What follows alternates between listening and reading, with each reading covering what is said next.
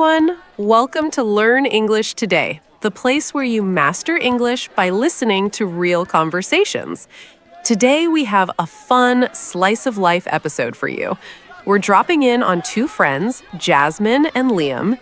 They're sitting on a park bench, drinking iced coffee, and just people watching. The conversation starts with clothes, specifically a very cheap shirt, but it takes a funny turn when they start talking about tattoos. It's a great example of how friends naturally switch topics in English. Grab your coffee, get comfortable, and let's listen in. Honestly, this spot is prime.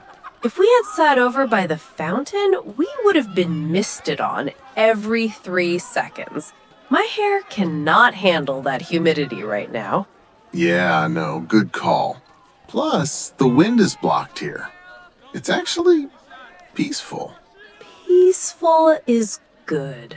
I need peaceful. Although, I lean forward, squinting at him, her head tilted. I am currently being distracted by something. What? Is there a bee? Do I have foam on my lip? No, it's the fit. I've been meaning to say, I really like that shirt. The texture is crazy. Wait, don't tell me, is that corduroy? Oh, this? Thanks. Yeah, it's like a super fine-wale cord. I actually just picked it up last week. No way. It looks like one of those vintage finds that's been broken in for like 10 years. It's got that lived-in, I'm an artist who paints in a loft vibe, you know? Exactly. That's literally what drew me to it. I hate that stiff feeling of brand new clothes. You know when you buy a shirt from a department store and it just sits on you like cardboard? Yes. It has no soul. It stands up on its own.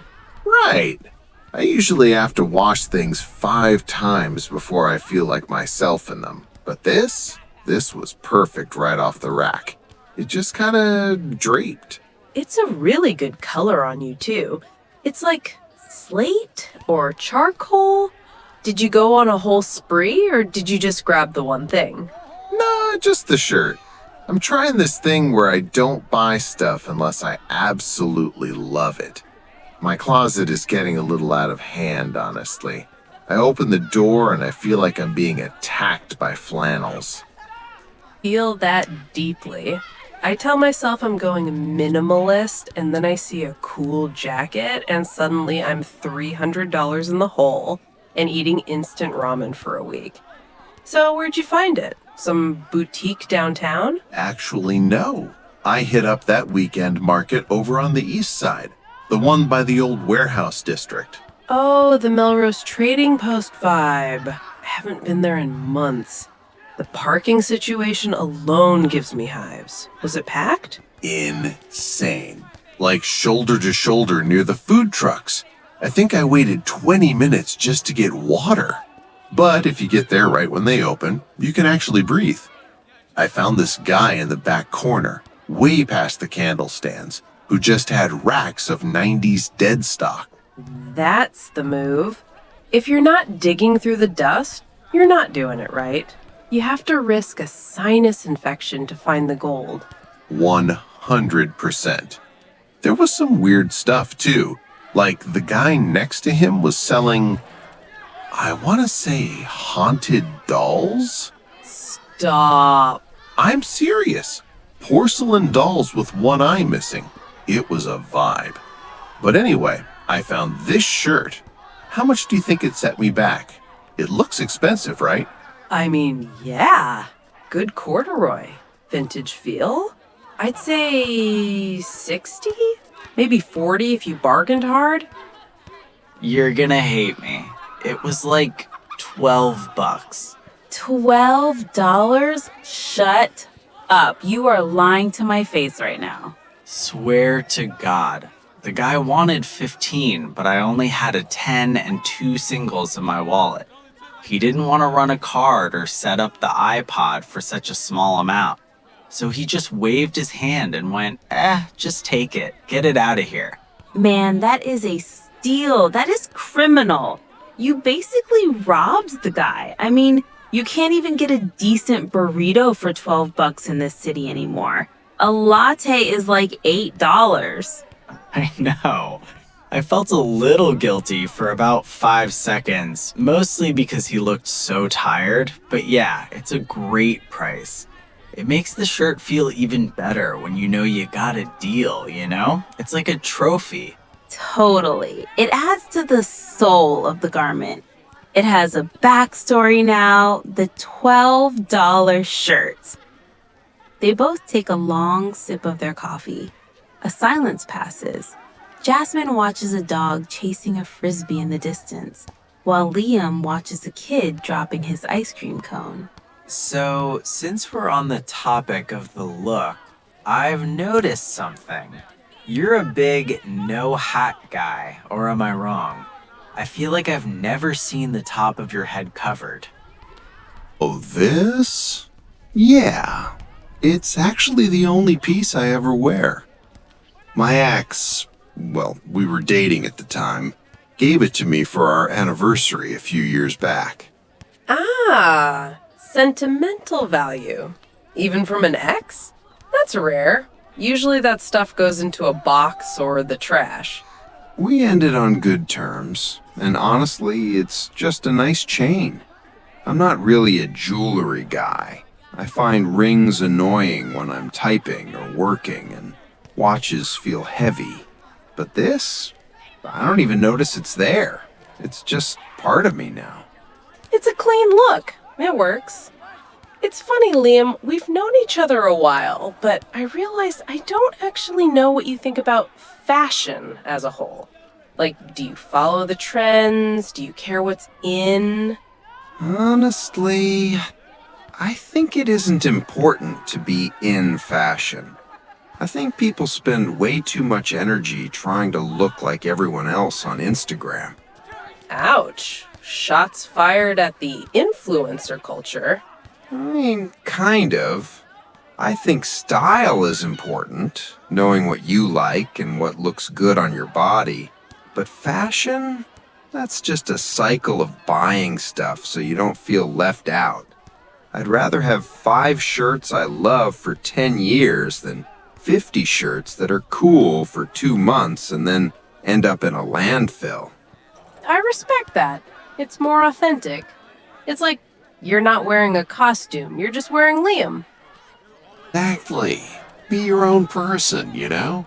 Speaking of being your own person, I was looking at your ears earlier.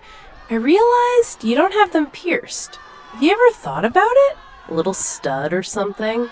I feel like you could pull off a small hoop. Nah, never had a pierced ear. Never really wanted one.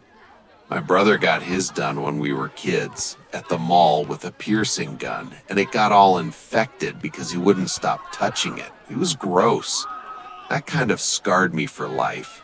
I'm not a fan of needles near my face. Wait. You're not a fan of needles? But don't you have a tattoo? I remember you mentioning it once at that party last year.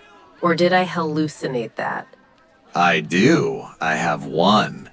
See, you're a hypocrite.